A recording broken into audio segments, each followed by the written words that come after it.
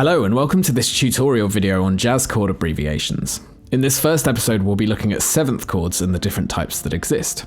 First, let's look at sevenths relating to a major chord. This chord has the notes of a C major triad, C, E and G, as well as a B, which is a major seventh over the root note C. This is called a Cmaj7 chord and is spelled like this. You may also see the Maj bit replaced with a triangle, for example in lead sheets. This time we have a C major triad with a B flat, which is a minor seventh over the root note C. This is referred to as a C7 or C dominant seventh chord. Note that even though a C7 chord has a major triad, it is not referred to as a C major seventh. In this case, the major part refers to the interval size of a seventh rather than the interval size of a third. Now let's look at sevenths relating to a minor chord.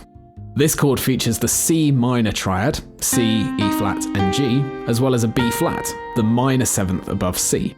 This is a C minor 7 chord and it is spelled like this. The minor here refers to the third, E flat.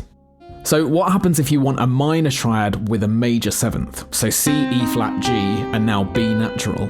This is referred to as a C minor major 7, and the mouthful is spelled like this.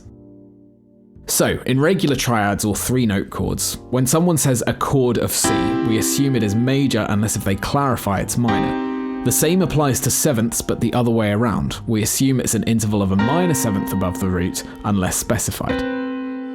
Here we have a diminished triad, C, E flat, and G flat, as well as B double flat, which is a diminished seventh above C.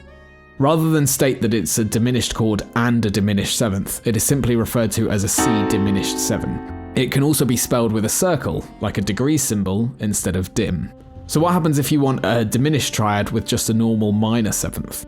This is what's known as a half diminished chord and is typically spelled as C minor 7 flat 5. It can also be spelled with that degree symbol again, with a diagonal line through it. Lastly, to close with some even more unusual chords. Here we have a C augmented triad, C, E and G sharp, as well as a B flat, a minor seventh above C. This is referred to as a C augmented 7 or C7 sharp 5. Unlike the diminished chord, where the diminished also refers to the seventh, augmented here will only refer to the fifth. The augmented seventh interval above C is B sharp, so we don't really need to mention that as that's C. The seventh, meanwhile, is assumed to be minor, as it doesn't have major or diminished before it.